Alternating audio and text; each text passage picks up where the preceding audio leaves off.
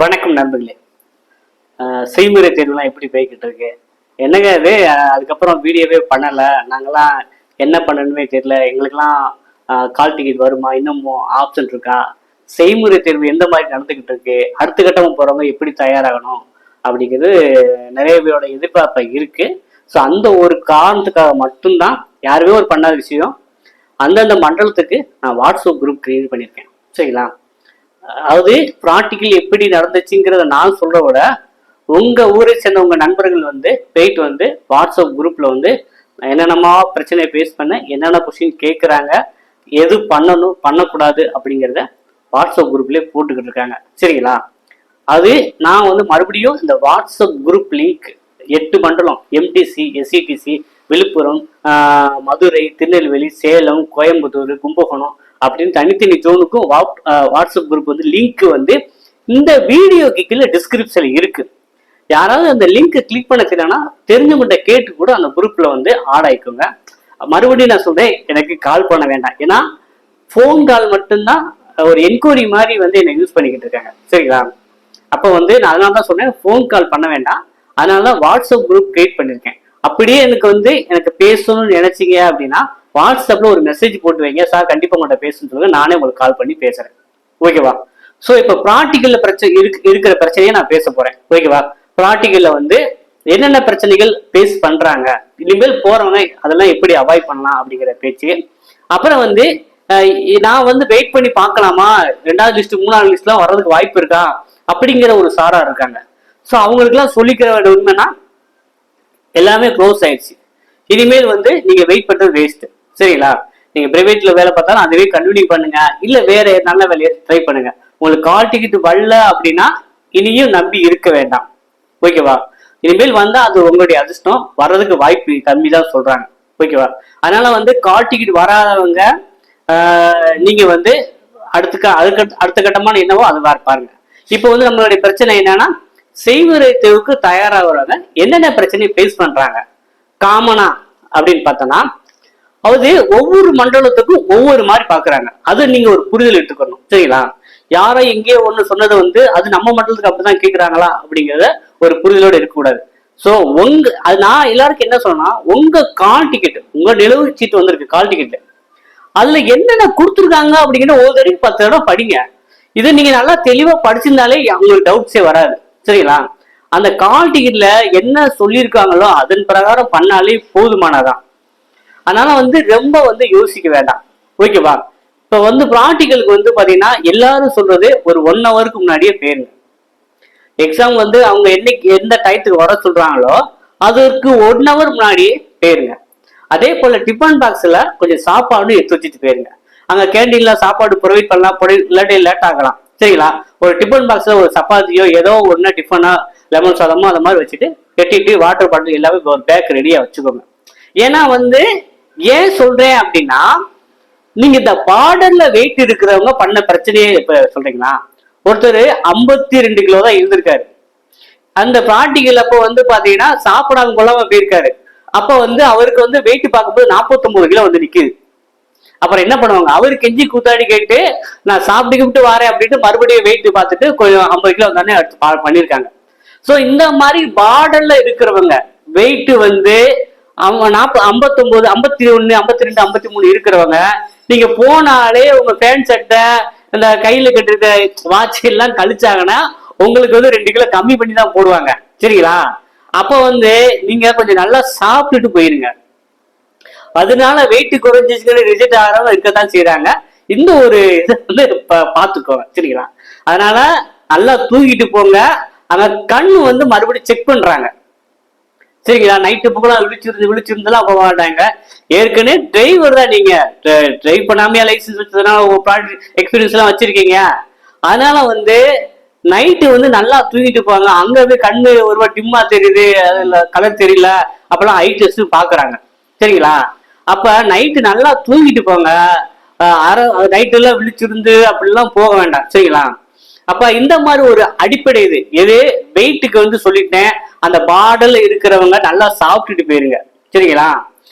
நல்லா சாப்பிட்டுட்டு நிறைய தண்ணி குடிச்சிட்டு போயிருங்க. அதுக்கப்புறம் கூட வெயிட் பார்த்த கூட நீங்க அதை வெளியே ஏற்றிக்கலாம். ஓகேவா? இந்த மாதிரி விஷயத்த நான் ஒரு சிரிப்புக்காக சொல்லல, இப்படி நடந்திருக்கு. ஓகேவா? அதே போல ஹைட்டுமே வந்து அக்யூரேட்டா பாக்குறாங்க. இந்த இந்த இந்த நடக்குது இல்ல, இது வந்து பாத்தீங்கன்னா அவங்க எடுக்கிற ரேஷியோ வந்து 1:3 அடிப்படையில் தான். அது ஒரு பதவிக்கு 3 பேர் வந்து ப்ராக்டிக்கல் வராங்க, அப்படி அடிக்கிறதா இருக்கிறாங்க. ஆனா இவங்க பண்ற மெயின் எய்மே எதை காரணம் காட்டி இவனை ரிஜெக்ட் பண்ணலாம் அப்படிதான் பாக்குறாங்க. அது கொஞ்சம் புரிஞ்சுக்கோங்க. நான் ஆரம்பத்துல இருந்தே என்னுடைய வீடியோ பாக்குறவங்களுக்கு ஒரு உண்மை தெரியும். ஒரு உண்மையை நான் சொல்லிட்டே இருப்பேன். ஓரளவு படிச்சிருந்து உங்க டாக்குமெண்ட் எல்லாம் கரெக்டா இருந்தா கன்ஃபார்மா வேலை அப்படின்னு இன்னைக்கு நேற்று சொல்லல, கிட்டத்தட்ட ஒரு 2-3 வருஷமா நான் சொல்லிட்டு வரேன். அதாவது ஓரளவு படிச்சிருந்து உங்களுக்கு டாக்குமெண்ட் கரெக்டா இருந்தா கன்ஃபார்மா வேலை அப்படின்னு சொல்லி விஷயத்த சொன்னேன். நீங்க வச்சிருக்க எழுத்து தேர்வு மார்க் வந்து பாத்தீங்கன்னா ஜஸ்ட் ஒரு ஃபில்டர் தான். ஃபில்டர்னா என்னன்னா 30 மார்க் எடுத்தவங்களும் ப்ராக்டிக்கல் போயிருப்பாங்க ஒரு மண்டலத்துல, 20 மார்க் எடுத்தவங்களும் ப்ராக்டிக்கல் போயிருப்பாங்க. நான் மார்க் எடுத்திருக்கேன் அப்படின்னு தெனாவட்டில் இருக்க வேண்டாம். அங்கவே ப்ராக்டிக்கல்ல இன்டர்வியூல நீங்க எடுக்க போற மார்க் தாங்க உங்களுக்கு வேலை வாங்கி கொடுக்க போறது. இந்த ரிட்டன் எக்ஸாம் வந்து ஒரு ஃபில்டர் தான், நீங்க அடுத்த லெவல் போறதுக்கு தான். ஓகேவா? உதாரணத்துக்கு ஒரு இது சொல்றேன். ஒருத்தர் 20 மார்க் எடுத்திருக்காரு ரிட்டன்ல, இன்னொருத்தர் 30 மார்க் எடுத்திருக்காரு. 20 மார்க் எடுத்தவர் வண்டி நல்லா ஓட்டிருக்காரு, அவருக்கு 100க்கு 80 மார்க் போடுறாங்க. அந்த 30 மார்க் எடுக்காரு கொஞ்சம் சொதப்பிறாரு, அவருக்கு 60 மார்க் போடுவாங்கன்னா யார் உள்ள போவா? ஓகேவா? அப்ப செய்முறை தேர்வு தான் ரொம்ப முக்கியம். செய்முறை தேர்வு இன்றையும். ஓகேவா? இதுல வந்து நீங்க பயப்படாம இருக்கணும். சரிங்களா?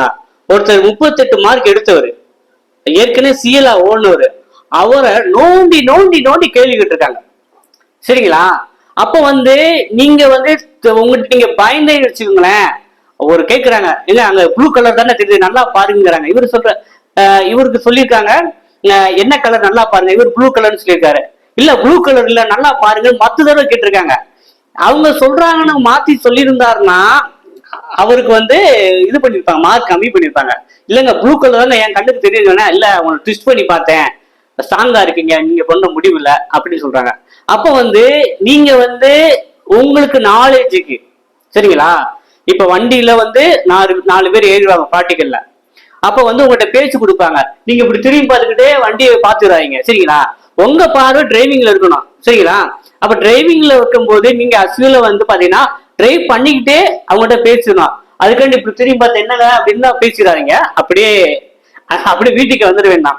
அப்ப வந்து நம்ம ஓட்டுநர் தொழில் பண்றோம். சரிங்களா? ஓட்டுநர் தான் ஒரு 50 பேர் உயிர் கை இருக்கு, அது உயிர் கைனா அவங்க வந்து உங்களை ட்விஸ்ட் பண்ற மாதிரி தான் கேள்வி கேட்பாங்க. ஆனா அந்த ரூல்ஸ் நீங்க வந்து நீங்க ஹெவி போட்டு அந்த ஒரு இன்ஸ்ட்ரக்ஷன் ஏற்கனவே உங்களுக்கு சொல்லியிருப்பாங்க. அப்ப அதன் பிரகாரம் வந்து நீங்க நடந்தாலே போதுங்க, ரொம்ப எல்லாம் நடக்க வேண்டாம். இல்ல எனக்கு அப்படியும் எனக்கு ஓரளவு நாலேஜ் தெரியும்னா ரொம்ப ரொம்ப யோசிக்க வேண்டாம். நேரம் பிஆர்சி பஸ் ஸ்டாண்டு போங்க. எப்படியுமே டீ சாப்பிட பிரேக்குக்கு டிரைவர் கண்டிட்டு வண்டி விட்டு இறங்க, அண்ணே ஒரு 10 நிமிஷம் பேசணும்னு சொல்லிட்டு அவங்ககிட்ட வண்டி ஓட்டுற முறைகள் என்னென்ன பண்ணணும், டீசல் லேப்லாம் எப்படி மெயின்டைன் பண்றீங்க, என்ன கொடுக்குது, நம்ம இதெல்லாம் இந்த லோக்கல் பஸ்ல என்னென்ன பண்ணக்கூடாது அப்படின்னு கேட்டா ஒரு 10 நிமிஷம் உங்களுக்கு யாரும் பதில் சொல்ல மாட்டாங்களா? அவதுங்க நீங்க உங்களுக்கு தேவை அப்படின்னா இந்த மாதிரி இறங்கி கிரவுண்ட் லெவல்ல வேலை பார்க்கணும்.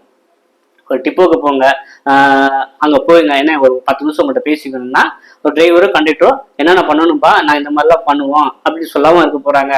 இனிமேல் போறவங்கனாச்சும் இதெல்லாம் நான் சொல்லி தெரியுமா உங்களுக்கு? நீங்க தான் வேலை வாங்க போறீங்க, நீங்க தான் இந்த அளவு எல்லாமே. அப்ப வந்து அரசு வேலை கிடைக்கிறது வந்து ரொம்ப குதிரகும்பு. நீங்க வந்து இது கூட இறங்கி இந்த வேலையெல்லாம் பார்க்கலன்னா அப்படி உங்களுக்கு எப்படி வேலை கிடைக்கும்?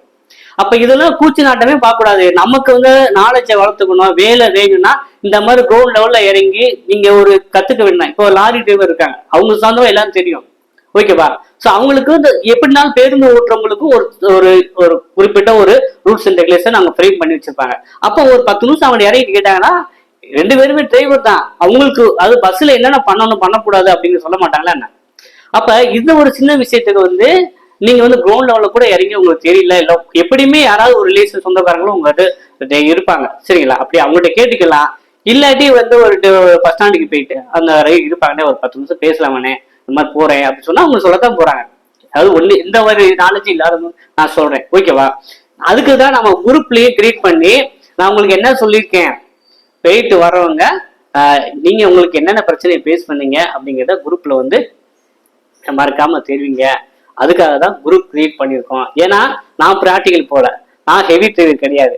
ஸோ நம்மளாலுமே எல்லாத்துக்கும் சொல்ல முடியாது. நம்ம வந்து எனக்கு உங்களால எல்லாத்தையும் சேர்த்து வச்சு நம்மளுடைய வாட்ஸ்அப்லயே போட்டிருப்பேன், கற்பி ஒன்று சேர் அப்படின்னு நான் போட்டிருப்பேன். ஓகேவா? அந்த வேலையை தான் நான் பார்த்துட்டு இருக்கேன். ஸோ நீங்க வந்து பாத்தீங்கன்னா என் ஸ்டடி மெட்டீரியல் வாங்கணுக்கு மட்டும் தான் குரூப் அப்படின்னா நான் வைக்கல. ஸ்டடி மெட்டீரியல் வாங்கணுங்க வாங்காதாங்க எல்லாரும் அவங்கவுங்க நாலேஜை வந்து வளர்த்துக்கிட்டு வேலை வாங்கணும்னா என்னுடைய ஆசை. சரிங்களா? நம்ம ஃபாலோ பண்றவங்களுக்கு எல்லாருமே ஒரு நல்லெண்ணெய் அடிப்படையில் தான் இந்த வாட்ஸ்அப் குரூப்பே நான் பண்ணியிருக்கேன். ஸோ இதை வந்து நீங்க ப்ராப்பரா யூட்டிலைஸ் பண்ணிக்கோங்க.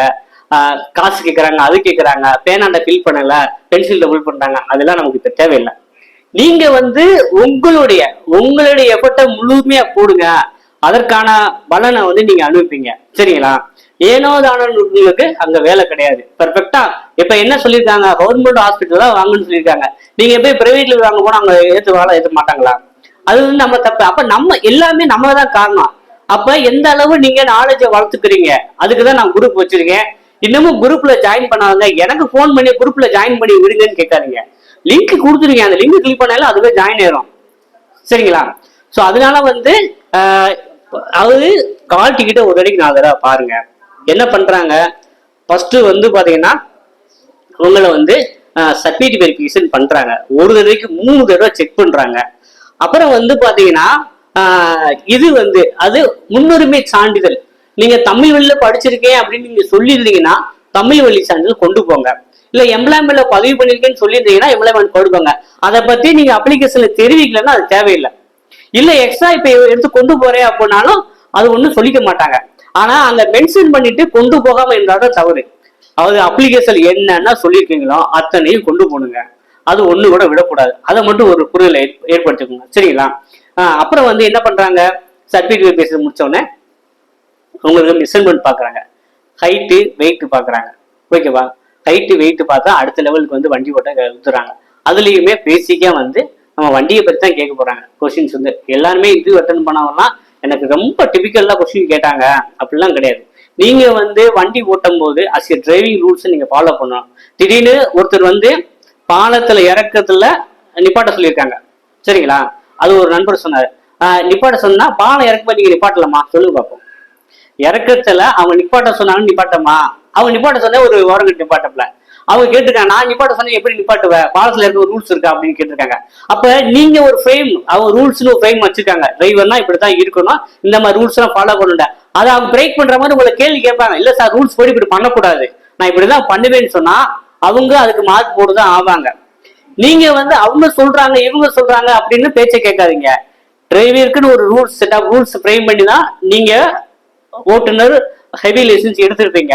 அந்த ரூல்ஸை நீங்க கரெக்டா ஃபாலோ பண்ணாலே போதும். இல்ல ரூல்ஸ் இதுதானா அப்படின்னு நீங்க அவங்களோட ரூல்ஸ் பேசுங்க. சரி தம்பி கரெக்டு தான், நீங்க எப்படி என்ன யோசிக்கணும்னு பார்த்தோம் அப்படின்னு கேட்பாங்க. சரிங்களா?